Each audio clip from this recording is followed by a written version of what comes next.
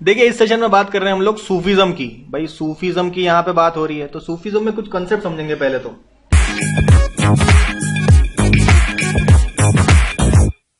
ठीक है, यहाँ पे कहते हैं कि भाई मुर्शिद, पीर या शेख, भाई सूफीज्म में जो गुरु होता है ना उसको बोलते हैं, इन सब टर्म से हम लोग संबोधित करते हैं। मुर्शिद, पीर या शेख। गुरु होगा तो शिष्य भी होगा, तो शिष्य को बोलते हैं मुरीद, तालिब या सालिक। ठीक है, तो और ये जो गुरु शिष्य परंपरा है, इस परंपरा को बोलते हैं सिलसिला। तो गुरु शिष्य परंपरा जो डेवलप हो जाती है मतलब सूफीज्म के रेस्पेक्ट में, उसे सिलसिला बोलते हैं। अब जो गुरु है, जो मुर्शिद, पीर या शेख है, वो कहीं तो रहता होगा, जहां भी रहता है अडोब ऑफ सूफी सेंट, उसको बोलते हैं खनका, खनका बोलते हैं। ठीक है, सूफी सेंट का एक और नाम है मशयख, मशायक, मशायक बोलते होंगे। ठीक है, थोड़ा प्रोनाउंसिएशन शायद गलत हो मेरा, पता नहीं। तो सूफी सेंट को मशायक बोलते हैं। ठीक है, और इसका जो सक्सेसर होता है, जैसे एक सूफी सेंट के बाद उसका वो अपना उत्तराधिकारी बनाता है किसी को, तो उसके सक्सेसर को बोलते हैं खलीफा।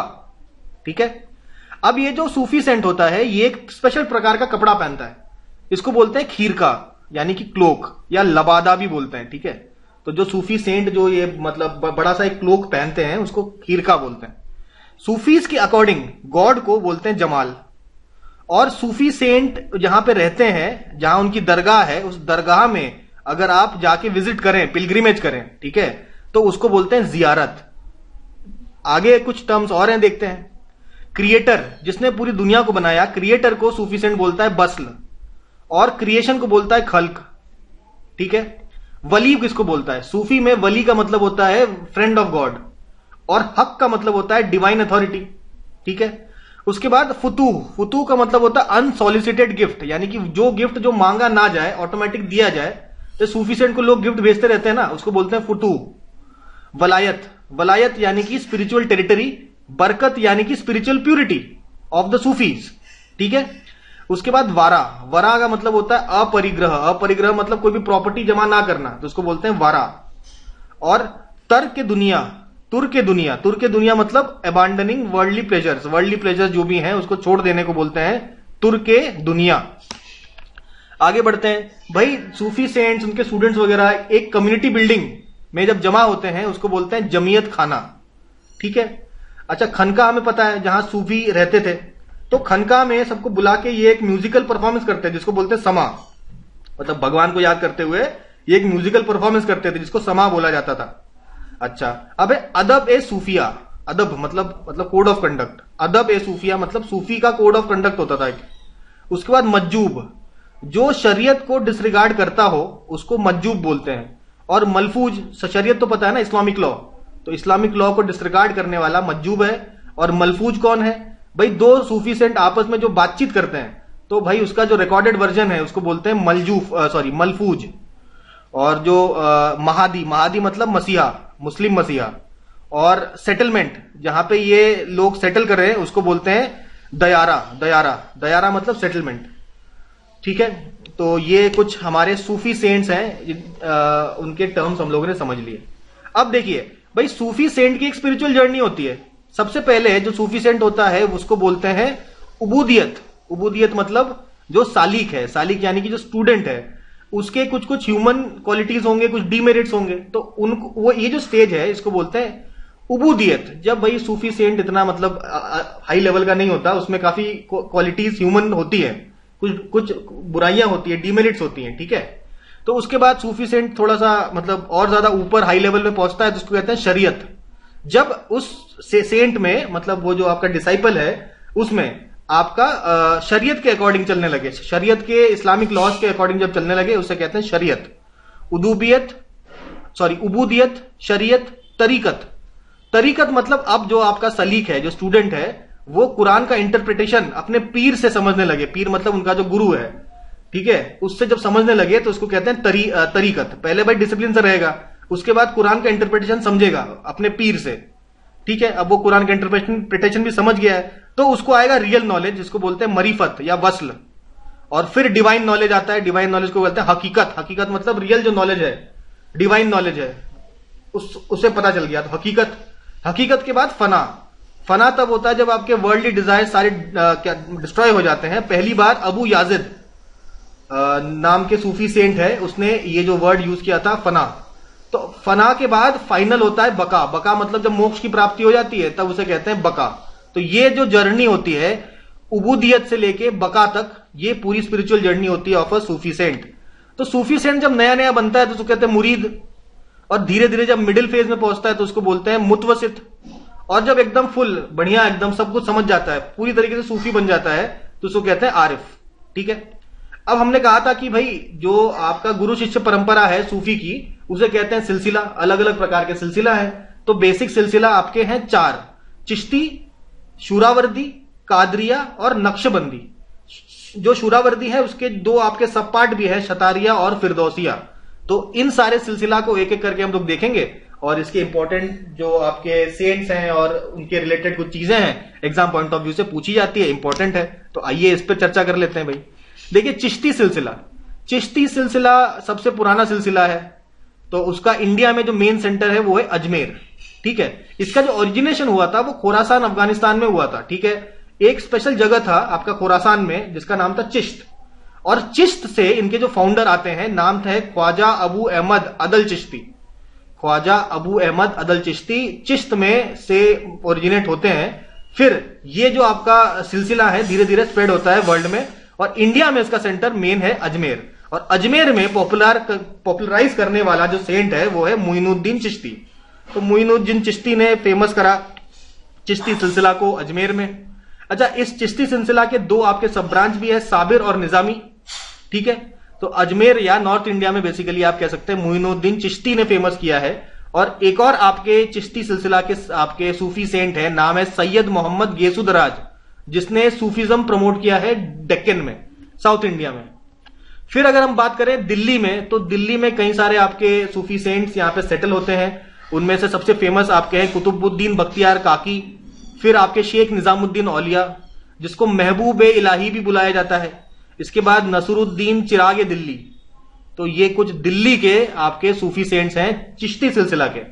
और अब आते हैं पाकिस्तान में। पाकिस्तान में एक जगह है अजोधन। अजोधन में बहुत ही एक फेमस सूफी सेंट है शेख फरीदुद्दीन गज ए शकर। शेख फरीदुद्दीन गज ए शकर, ये भी आपका चिश्ती सिलसिला से ही रिलेटेड है। तो यहां पे हम लोगों ने पहला अपना सिलसिला खत्म किया। अब सेकंड सिलसिला है आपका शूरावर्दी सिलसिला। पूछेगा आपसे फाउंडर बताइए इसका, तो फाउंडर बताना है आपको शिहाबुद्दीन सूरावर्दी, या कह लीजिए जियाउद्दीन अबुल जीव और शहाबुद्दीन शूरावर्दी ने स्टार्ट किया था यह सिलसिला। इसका हेडक्वार्टर मुल्तान में है। ठीक है। इंडिया में शूरावर्दी का सिलसिला का प्रचार प्रसार या फाउंडर कौन है, तो यह है बहाउद्दीन जकारिया। ठीक है। जिसे शेख उल इस्लाम का टाइटल दिया गया था बाई अल्तमश या इल्तुतमिश। ठीक है। शेख उल इस्लाम बोला गया। इसके अलावा जलालुद्दीन तबरिजी और हमीदुद्दीन नगोरी, ये सब शूरावर्दी सिलसिला के ही आपके सूफी सेंट्स हैं। ठीक है। इनमें कॉन्सेप्ट होता है अमीर बोलते हैं मतलब सेंट्स वगैरह सेंट को, और हेरिडिटरी प्रिंसिपल गद्दी नवीशी, मतलब हेरिडिटरी प्रिंसिपल यानी कि एक सूफी सेंट अपना जो भी उसका नेक्स्ट उत्तराधिकारी है उसको भाई नॉमिनेट करता है, मतलब बेसिकली उसके फैमिली से भी होते हैं। तो हेरिडिटरी प्रिंसिपल को ये लोग फॉलो करते हैं, गद्दी नवीशी बोलते हैं इसको। ठीक है। नेक्स्ट बात करते हैं हम लोग शूरावर्दी में 2 इंपॉर्टेंट सब डिवीजन आ गए, एक है शतारिया, एक है फिरदौसिया। तो फिरदौसिया है बेसिकली बिहार में स्प्रेड किया ज्यादातर, और शतारिया जो आपका सिलसिला है वो कहां स्प्रेड करता है, ग्वालियर में। ठीक है। तो जो फिरदौसिया है, फिरदौसिया बिहार में जो स्प्रेड करता है, फिरदौसिया का फाउंडर है शेख बदरुद्दीन। ठीक है। और इसके अलावा शराफुद्दीन या मानेरी, शरफुद्दीन या हया मनेरी। ठीक है। नेक्स्ट आता है शतारिया का जो फाउंडर है शाह अब्दुल शतारी है, हेडक्वार्टर्स ग्वालियर में है। तो ये तो बात होगी फाउंडर की। ठीक है। शेख बदरुद्दीन आपके फिरदौसिया का है, और शेख अब्दुल शतारिया का है। तो ग्वालियर में ये तो फाउंडर था। इंडिया में फेमस कराने वाला जो चीफ सेंट सूफी सेंट है उसका नाम है मोहम्मद गौस ग्वालियरी। तो बेसिकली तानसेन जो है, तानसेन काफी हद तक इनसे प्रभावित हुए थे, मोहम्मद गौस ग्वालियरी से। ठीक है। तो मोहम्मद गौस ने सबसे पहला खनका आपको पता है कि सूफी सेंट का अडोब होता है जहां रहते हैं वो, तो अहमदाबाद में अपना खनका खोला। ठीक है। अच्छा, ये जो शतारिया है ये केवल इंडिया में फेमस तो है ही है, इंडिया में ग्वालियर में फेमस है और सेंट्रल एशिया में भी फेमस है। सेंट्रल एशिया में इसको इश्किया सिलसिला बोलते हैं और टर्की में इसी शतारिया सिलसिला को वस्तामिया सिलसिला भी बोला जाता है। ठीक है, तो ये इन सब एरियाज में भी स्प्रेड किए हैं। तो इसी के साथ ही शूरावर्दी फिनिश किया। इसके बाद तीसरा सिलसिला जो हम लोग पढ़ेंगे दैट इज कादरिया। कादरिया इसके फाउंडर हैं अब्दुल कादिर गिलानी। तो भाई अब्दुल कादिर गिलानी ने इसको स्टार्ट किया। फिर भाई मोइनुद्दीन कादिर गिलानी, तो मोइनुद्दीन बगदाद में फैलाया और मखदूम मोहम्मद गिलानी और शाह नियामतुल्ला इंडिया में स्प्रेड करते हैं कादरिया सिलसिला। ठीक है, तो ये हमें मेनली मखदूम मोहम्मद याद रखना है और शाह नियामतुल्ला, ये स्प्रेड किए कादरिया सिलसिला इन इंडिया। इसके अलावा इनके और भी कई सारे सेंट है कादरिया के, शेख मीर मोहम्मद मियां मीर, मुल्ला शाह बदख्शी, शेख दाऊद किरमानी, मूसा लाहौरी, ठीक है, अली रंगरेज कादरी, ये सारे आपके सूफी सेंट्स ऑफ कादरिया सिलसिला थे। अच्छा, जो इनके सेंटर ऑफ प्रोपोगेशन है जहां से ये स्प्रेड करते थे खुद को, उसको बोलते थे उच्च। और बहुत बड़ा योगदान है कादरिया सिलसिला इस्लाम को स्प्रेड करना in central Asia and Africa. Central Asia और अफ्रीका में स्प्रेड करने में कादरिया सिलसिला का बहुत बड़ा योगदान है। नेक्स्ट बात करते हैं नक्शबंदी लास्ट। तो इसके फाउंडर है ख्वाजा बकीबुल्ला, बहुत बार पूछा गया है, इंपॉर्टेंट है। इसके मेन सेंट जो है जो अकबर और जहांगीर के टाइम पे थे वो थे शेख अहमद सिरहिंदी। शेख अहमद सिरहिंदी नक्शबंदी सेंट थे। इसके अलावा इनका दूसरा नाम था सिलसिला ए ख्वजगन, सिलसिला ए ख्वजगन।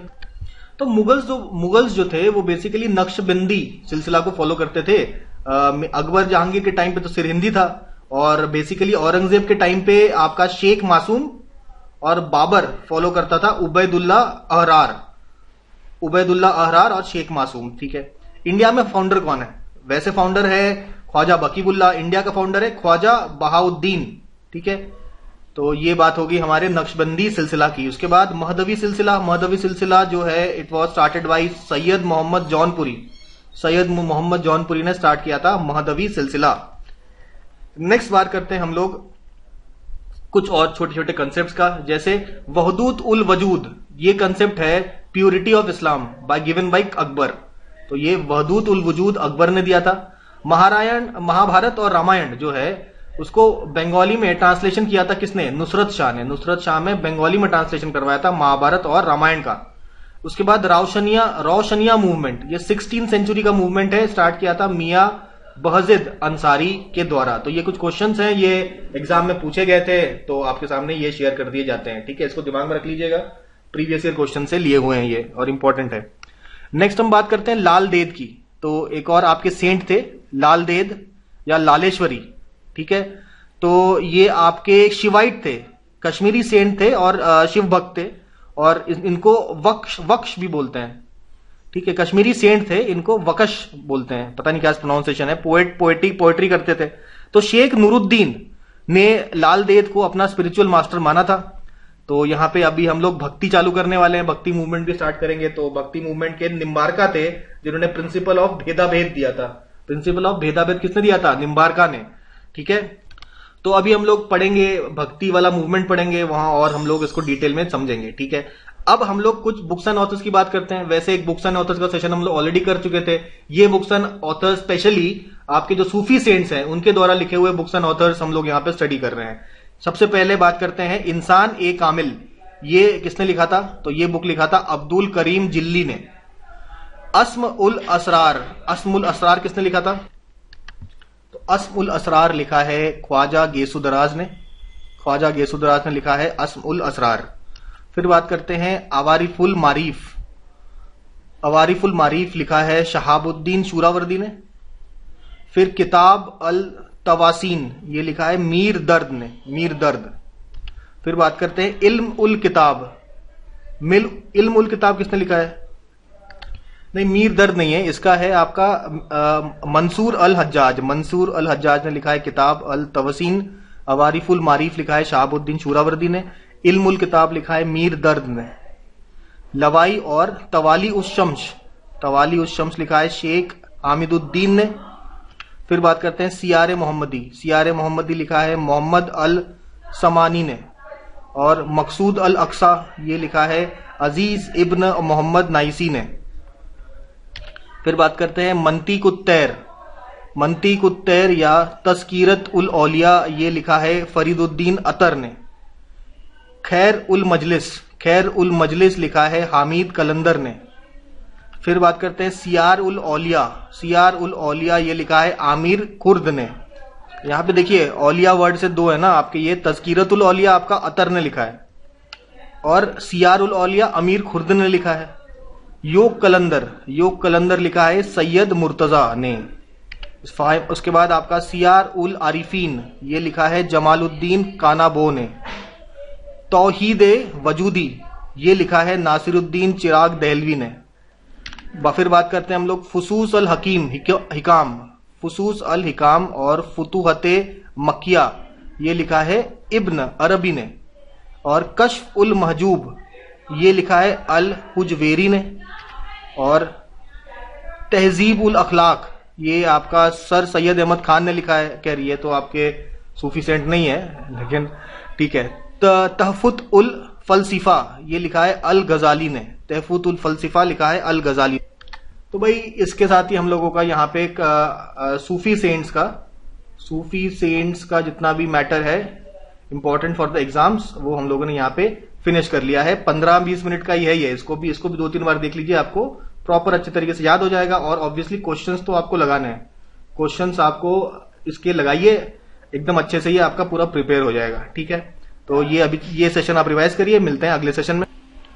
बात करेंगे हम लोग भक्ति मूवमेंट से जोड़कर, है ना। भक्ति मूवमेंट पढ़ेंगे। लास्ट सेशन में हम लोगों ने सूफी मूवमेंट की बात की थी, सूफीज्म की बात की थी। अब भक्ति मूवमेंट की बात करते हैं। तो भक्ति मूवमेंट को देखा जाए तो भक्ति मूवमेंट में एक तो क्रोनोलॉजी के क्वेश्चन जरूर पूछते हैं कि भाई कौन भक्ति सेंट पहले आया था, कौन बाद में आया था। तो इनके डेट्स तो एग्जैक्टली याद नहीं करने, लेकिन आपको क्रोनोलॉजी पता होनी चाहिए कि भाई कौन सेंट पहले आए थे, कौन सेंट बाद में आए थे। ठीक है, ये ध्यान में रखना है। तो यहाँ पे आपके मेंशन्ड है और क्रोनोलॉजिकली ऑर्डर से ही हम लोग इसको पढ़ेंगे ताकि वो और ठीक से याद हो पाए। तो सबसे पहले जो आपके भक्ति सेंट थे वो थे शंकराचार्य, आदि शंकराचार्य। तो आदि शंकराचार्य 788 को पैदा होते हैं, 728 तक को इनकी डेथ होती है। और जो फिलॉसफी देते हैं ये भी इंपॉर्टेंट होता है, सेंट और उसकी फिलॉसफी। तो शंकराचार्य जी की फिलॉसफी थी अद्वैत फिलॉसफी, और जो संप्रदाय इन्होंने स्टार्ट किया था वो था स्मरता संप्रदाय। ठीक है, फिर रामानुजाचार्य आते हैं। रामानुजाचार्य ने दिया था विशिष्ट अद्वैत का सिद्धांत और संप्रदाय स्टार्ट किया था वैष्णव संप्रदाय। ठीक है, उसके बाद निम्बार्का स्वामी आए थे, निम्बार्का आचार्य आए थे 1166 एडी में। तो इनका फिलॉसफी का नाम था द्वैत अद्वैत। तो अद्वैत से विशिष्ट अद्वैत आते, फिर द्वैत अद्वैत आते हैं। सनक संप्रदाय स्टार्ट किया था निम्बार्काचार्य ने। ठीक है, भेदा भेद फिलॉसफी भी थी, लास्ट हमने सेशन में देखा था। फिर माधवाचार्य ने स्टार्ट किया द्वैतवाद, या तो द्वैतवाद कह लीजिए या तो स्पष्ट द्वैतवाद कह लीजिए। और जो संप्रदाय माधवाचार्य जी ने स्टार्ट किया था वो था ब्रह्म संप्रदाय। ठीक है, 1199 टू 1278 एडी इनका बॉर्न और डेथ हो गया। फिर बात करते हैं हम लोग रामानंद। तो रामानंद काफी फेमस है, नॉर्थ इंडिया के पहले सेंट थे जिन्होंने हिंदी में आपका भक्ति का मूवमेंट का प्रचार किया था। 1299 से 1411 एडी, 112 साल की लाइफ थी इनकी। ठीक है, रामानंद जी की। ठीक है, नॉर्थ में इन्होंने प्रचार प्रसार किया था। रामानंद जी के बाद याद रखिए आते हैं कबीरदास, फिर गुरु नानक, फिर सूरदास। कबीरदास के बाद गुरु नानक आते हैं, फिर सूरदास, फिर वल्लभाचार्य। ठीक है, तो देखिए ये आपको याद रखना है। अच्छा, कबीरदास जी के भी आपके दो शिष्य थे काफी फेमस, दादू और मलुकदास। ठीक है, इसके बारे में भी हम लोग पढ़ेंगे। तो ये क्रोनोलॉजी याद रखिए। वल्लभाचार्य का याद रखना है, वल्लभाचार्य ने स्टार्ट किया था शुद्ध अद्वैत, ये शुद्ध अद्वैत आ गया है। और विष्णु स्वामी भी थे आपके शुद्ध अद्वैत से। ठीक है, इसको पुष्टि मार्ग भी बोलते हैं। और जो संप्रदाय चालू किया था वल्लभाचार्य जी ने वो था रुद्र संप्रदाय। ठीक है, और एक क्रोनोलॉजी भी आपको याद रखना है, रामानंद, कबीरदास, गुरु नानक, सूरदास, फिर वल्लभाचार्य। नेक्स्ट बात करते हैं चैतन्य महाप्रभु की।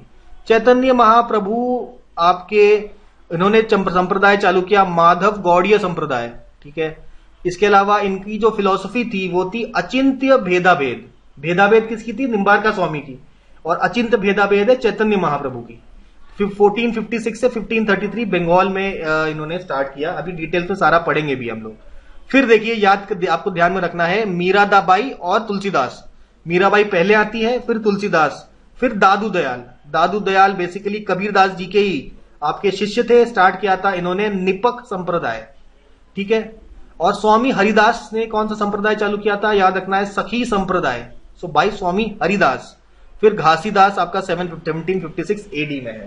तो यहां तक जो भी हमने 3-4 मिनट में पढ़ा है, इसमें आपको क्रोनोलॉजिकली एकदम ध्यान रखनी है, कौन पहले आया था, कौन बाद में आया था, किसकी क्या फिलॉसफी है और कौन किस संप्रदाय को स्टार्ट किया था, ठीक है। इतना ही अगर आप याद रख लेंगे तो आपका 60% तो काम यहीं पे खत्म हो गया है, 70%, ठीक है। बाकी 30% जो है वो हम लोग आगे देखते हैं, ठीक है। अच्छा, अब भक्ति मूवमेंट की जो बात करती है, भक्ति कहता है कि भैया मोक्ष प्राप्ति या सैल्वेशन की प्राप्ति के 3 मार्ग हैं। एक है कर्म योग, ज्ञान योग और भक्ति योग। यहां पे फोकस हो रहा है भक्ति योग। भगवत गीता में भी इन 3 रास्तों की बात की गई है, किस तरीके से आप मुक्ति प्राप्त कर सकते हैं, जीवन का लक्ष्य प्राप्त कर सकते हैं। उसके 3 वेज हैं, कर्म योग, ज्ञान योग और भक्ति योग। तो यहां पे बात हो रही है भक्ति की। भक्ति का मेंशन पहली बार आया था श्वेताश्वतारा उपनिषद। श्वेताश्वतारा उपनिषद में पहली बार भक्ति का मेंशन होता है। और भक्ति के ऊपर कुछ तमिल टेक्स्ट काफी फेमस है, जैसे कि तिरुमुरई और प्रबंधम, ठीक है। और नॉर्थ इंडिया में जो सेंट थे भक्ति के, उनका नाम था रामानंद। और साउथ इंडिया में जो सेंट थे उनका नाम था रामानुज, ठीक है। तो याद रखिएगा, साउथ इंडिया में रामानुज के अलावा अलवार और नयनार भी थे, ठीक है। नयनार थे शिवजी के भक्त, अलवार थे आपके विष्णु भक्त, ठीक है। 7th सेंचुरी एडी की बात है, ठीक है। सबसे पहले देखिए, भक्ति मूवमेंट साउथ इंडिया में स्प्रेड करता है, फिर नॉर्थ इंडिया में लाने का श्रेय कहीं ना कहीं जाता है रामानंद जी को, ठीक है। तो ये हमने कुछ बेसिक बात पढ़ ली भक्ति मूवमेंट की। फिर हम लोग एक एक करके भक्ति सेंट्स जो हैं क्रोनोलॉजिकल ऑर्डर में ही पढ़ेंगे। सबसे पहले, जैसा कि हम लोग जानते हैं, ये है आदि शंकराचार्य। इनको परमहंस भी बोलते हैं। और 788 एडी में इनका जन्म कहां पे हुआ था, याद रखिएगा, इंपॉर्टेंट है। कलादी नाम की जगह है केरला में, जहां पे इनका जन्म हुआ था। और इनका डेथ हुआ था बद्रीनाथ में। सिद्धांत दिया था इन्होंने अद्वैत का। और इनके जो फॉलोअर्स को ज्ञान मार्गी भी बोलते हैं, ज्ञान मार्गी। इनकी बायोग्राफी, इनकी जीवन का जो कथा है, बायोग्राफी है, उसको बोलेंगे आनंदगिरी, ठीक है। इनके फादर का नाम है शिवगुरु, मदर का नाम है आर्यम्बा या आर्यम्मा, ठीक है। और टीचर है इनके गोविंद योगी टीचर है, शिवगुरु फादर है, ठीक है। इन्होंने 4 मठों की स्थापना करी थी। आज के समय में भी ये 4 मठ हैं और इन चारों मठों के अलग अलग शंकराचार्य होते हैं, ठीक है। तो ये जो 4 मठ है, पहला तो बद्रीनाथ में जो मठ है उसको ज्योतिष पीठ भी बोलते हैं और विष्णु भगवान से ये संबंधित है। फिर साउथ में आ जाइए तो आपको श्रृंगेरी का श्रृंगेरी पीठ है, ठीक है, जो शिव जी को समर्पित है। उसके बाद हम लोग वेस्ट में चले जाएंगे तो आपको द्वारका में तीसरा पीठ है, जिसको शारदा पीठ भी बोलते हैं और ये कृष्ण जी से संबंधित है। और फाइनली पुरी में आपका गोवर्धन पीठ है, गोवर्धन पीठ पुरी, जो बलभद्रा और सुभद्रा जी से आपका संबंध रखता है। तो ये आदि शंकराचार्य की ये इन्होंने हम लोगों ने कहानी यहां पे समझी। फिर जो अगले सेंट है क्रोनोलॉजिकल ऑर्डर में, जो फेमस सेंट आफ्टर आदि शंकराचार्य थे, वो है रामानुजाचार्य। तो बेसिकली साउथ इंडिया के थे, 20 साल तक लाइफ थी उनकी, 1017 to 1037। तो बेसिकली कांची आपका पिरम्बूर में इनका जन्म हुआ था और इनका डेथ हुआ था श्रीरंगम तमिलनाडु में। उसके बाद इनकी जो फिलॉसफी का नाम था विशिष्ट अद्वैत। फादर का नाम केशव, मदर का नाम कांतिमती, टीचर का नाम यादव प्रकाश, ठीक है। और सगुण भगवान की पूजा करते थे, ये सगुण भक्ति करते थे, ठीक है। मतलब भगवान को एक रूप में मानते थे, ठीक है। अच्छा, निर्गुण निराकार की पूजा नहीं करते थे और ये सगुण भगवान को मानते थे। नेक्स्ट, इनकी किताबें जो थी, इनकी कुछ इंपॉर्टेंट किताब है, जैसे कि वेदांत सार, वेदांत संग्रह और वेदांत द्वीप। इसके अलावा ब्रह्म सूत्र पर उन्होंने भाष्य लिखा था और इस किताब को बोला श्री भाष्य, ठीक है। तो ये बात हो गई रामानुजाचार्य की। नेक्स्ट बात करते हैं निम्बार्काचार्य ने भेद फिलॉसफी भी दी है, ठीक है, जो हमने लास्ट सेशन में पढ़ा। और इस फिलॉसफी को द्वैत अद्वैत भी बोलते हैं, द्वैत, ठीक है। जो सेक्ट इन्होंने चालू किया था वो है सनक सेक्ट, या क्या कहते हैं सनक संप्रदाय, और इनको अवतार ऑफ सुदर्शन चक्र भी बोलते हैं, भास्कर भी बोलते हैं। जन्म हुआ था इनका बेल्लारी तमिलनाडु में, ठीक है।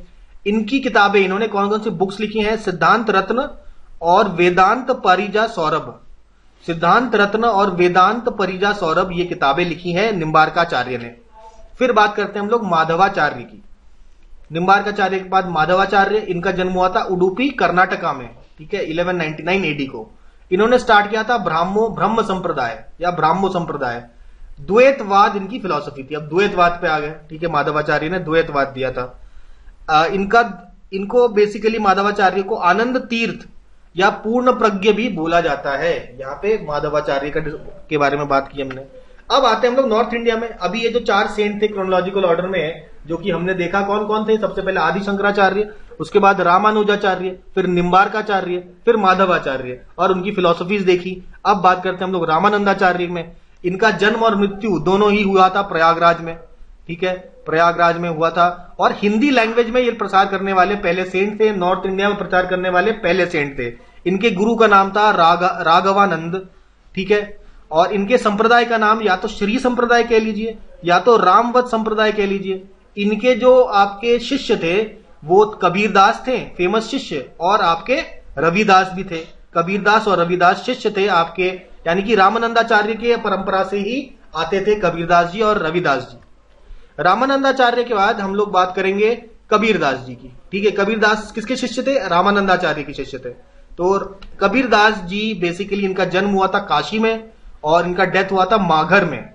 इनके 2 फेमस डिसाइपल्स थे, एक तो आपके दादू दयाल और एक है मलुकदास। इनके बारे में भी देखते हैं। दादू दयाल का जो ओरिजिनल नाम था वो था महाबली। इनके टीचर का नाम था कमाल। कमाल आपके कबीरदास के बेटे थे। कबीरदास के जो बेटे थे उन्हीं से इन्होंने शिक्षा प्राप्त की, दीक्षा ली, ठीक है। और इनके पंथ के लोगों को बोलते हैं दादू पंथ, ठीक है। और ये आपका 1547 में नारायण गांव अहमदाबाद में इनका जन्म हुआ था। और संप्रदाय इन्होंने चालू किया निपक संप्रदाय। निपक संप्रदाय कह लीजिए, आप दादू पंथ कह लीजिए, ये कुछ आपके संप्रदाय थे, स्टार्ट किया था दादू दयाल ने। कर्नाटक म्यूजिक के आपके ज्ञाता थे, ठीक है। कर्नाटक म्यूजिक को सीखे हुए थे और उसमें भजन वगैरह करते थे। नेक्स्ट बात करते हैं मलुकदास की। मलुकदास भी आपके कबीरदास के ही शिष्य थे। जन्म हुआ था उनका 1574 एडी में और इनके जो फादर का नाम था लाला सुंदरदास खेत्री, ठीक है। ये भी इंपॉर्टेंट पूछा हुआ क्वेश्चन है। Lala Sundardas Khetri was the father of Malukdas. कहां पे? कारा कौशाम्बी में इनका जन्म हुआ था, वहीं पे रहे ये लोग कौशाम्बी में, ठीक है। कबीरदास हो गया, ठीक है। रामानंदा के बाद कबीरदास। चलिए, कबीरदास के बाद जो आपके सेंट थे वो थे गुरु नानक साहब। गुरु नानक जी का जन्म हुआ था ननकाना साहिब में और करतारपुर में उनका देहांत हुआ था 1469। अगर आप अभी मेडिवल हिस्ट्री पढ़े हैं तो मेडिवल हिस्ट्री में कौन सा पीरियड था? तो हमें पता है कि सिकंदर लोदी का समय था जब सिखिज्म का स्टार्ट हुआ। ये भी एक इंपॉर्टेंट क्वेश्चन है, पूछा हुआ है, पूछेगा। सिखिज्म जो है गुरु नानक जी के द्वारा कौन से राजा के समकालीन आपका प्रारंभ हुआ देश में, ठीक है। फादर का नाम था कालू, मदर का नाम था तृप्ता देवी और इनका फिलॉसफी था मोनोथिज्म मतलब सिंगल गॉड, एक ही भगवान है, ठीक है। सूरदास की अगर हम बात करें, सूरदास जी के जो गुरु थे वो थे वल्लभाचार्य सूरदास जी के गुरु थे, ठीक है। और इनकी किताबें हैं सूर सागर, सूर सुरावली, साहित्य लाहिरी, ये सारी किताबें हैं रिटन बाई सूरदास। तो भाई आपका कबीरदास हो गया, गुरु नानक हो गया, फिर सूरदास हो गया। सूरदास के बाद वल्लभाचार्य, ठीक है। सूरदास के बाद बेसिकली वल्लभाचार्य ही गुरु थे सूरदास के, तो लगभग सेम उनका टाइम था। लेकिन वल्लभाचार्य आपका वाराणसी में पैदा भी हुए, वाराणसी में इनका देहांत भी हुआ। टाइटल जगत गुरु, महाप्रभु और श्रीमदाचार्य, ये सारे आपके टाइटल आपको दिए गए हैं वल्लभाचार्य को। इन्होंने जो सिद्धांत दिया उसको बोला शुद्ध अद्वैत सिद्धांत दिया आपका वल्लभाचार्य ने, और इसी सिद्धांत को पुष्टि मार्ग भी बोलते हैं। और जो संप्रदाय है वल्लभाचार्य को फॉलो करने वाले वो है रुद्र संप्रदाय, ठीक है। वल्लभाचार्य को इनकारनेशन ऑफ अग्नि भी बोला जाता है। इन्होंने इनकी 3 फेमस किताब हमें तो यहाँ पे आपके सामने है। एक है सुबोधिनी जो भगवत पुराण के ऊपर कमेंट्री है, सुबोधिनी। उसके बाद अनुभाष्य जो ब्रह्मसूत्र, जो भद्रायण ने लिखा था ब्रह्मसूत्र, उसके ऊपर कमेंट्री है अनुभाष्य। और सोदश ग्रंथ, ये आपका पुष्टि मार्ग का जो फिलॉसफी है, थियोलॉजी है, उसको एक्सप्लेन करती हुई किताब है, दैट इज सोदश ग्रंथ। फिर बात करते हैं हम लोग चैतन्य महाप्रभु की। चैतन्य महाप्रभु का जो जन्म हुआ था वो हुआ था नादिया में, और उनका जो डेथ हुआ था वो था पुरी में हुआ था। तो he was born in Nadia and death हुआ था पुरी में। तो original name of Chaitanya Mahaprabhu was Vishwambhar. Childhood name इनका था निमाई, और इनके टीचर का नाम था केशव भारती। और जो फिलॉसफी चैतन्य महाप्रभु की थी उसको कहा जाता है अचिंत्य भेदाभेद फिलॉसफी। इनका दूसरा नाम था गौरांग महाप्रभु, और विद्यासागर भी चैतन्य महाप्रभु को बुलाया जाता था। चैतन्य महाप्रभु के मदर का नाम था सची देवी और फादर का नाम था जगन्नाथ मिश्रा। तो ये हमारी बात हो गई भक्ति सेंट चैतन्य महाप्रभु की। नेक्स्ट बात करते हैं हम लोग मीराबाई। मीराबाई का जन्म हुआ था वो आपका राजस्थान में कुड़की नाम की जगह थी, जो अभी करेंटली बिहेवर में है, और द्वारका में इनका डेथ हुआ था। इनके फादर का नाम था रतन सिंह राठौड़, और इनके हस्बैंड थे आपके भोजराज। तो भोजराज बेसिकली राणा सांगा के लड़के थे भोजराज, ठीक है। और इनके टीचर का नाम था Raidas was the teacher of Mirabai, ठीक है। और तुलसीदास का भी टीचर का नाम देखिए रायदास ही था। तो सेम इनके गुरु, दोनों के गुरु आपके सेम थे। और कई बार ऐसा कहा गया है कि कुछ कॉरेस्पॉन्डेंस भी देख मिला है आपका तुलसीदास और मीराबाई के बीच में। लेकिन अगर क्रोनोलॉजी पूछी जाए तो मीराबाई पहले आती हैं और तुलसीदास बाद में आते हैं। तुलसीदास ने बेसिकली अकबर के समय रामचरितमानस की रचना की थी, और जहांगीर के टाइम पे भी तुलसीदास आपके प्रेजेंट थे, ठीक है, अवध में 1575 एडी में। इनके फादर का नाम था आत्माराम दुबे, और इनकी मदर का नाम था हुलसी देवी, और वाइफ का नाम था रत्नावली। और इनका जन्म हुआ था राजपुर बांदा में राजपुर नाम की जगह में तुलसीदास जी का जन्म हुआ था। अब तुलसीदास जी की किताबों के बारे में पढ़ना है। इन्होंने बहुत रचनाएं लिखी अपने लाइफ में। तो कुछ रचनाएं इनकी अवधी भाषा में थी, कुछ रचनाएं इनकी ब्रज भाषा में थी। अवधी भाषा में सबसे फेमस रचना जो इनकी थी वो थी रामचरितमानस, ये हमें सबको पता है। इसके अलावा रामलला, नहाचू, बरवई रामायण, पार्वती मंगल, जानकी मंगल और रामज्ञ प्रश्न। इसके अलावा ब्रज भाषा में कृष्ण गीतावली, साहित्य रत्न, दोहावली, वैराग्य सांदीपनी और विनय पत्रिका, ये सब ब्रज की किताबें हैं ऑफ तुलसीदास। अब बात करें हम लोग, अच्छा खत्म होगी कहानी। तो इसके साथ ही हम लोगों ने भक्ति सेंट्स का और भक्ति मूवमेंट का भी यहाँ पे समापन कर दिया है। तो ठीक है, इसको रिवाइज करते रहिए और मिलते हैं हम लोग अपने अगले सेशन में।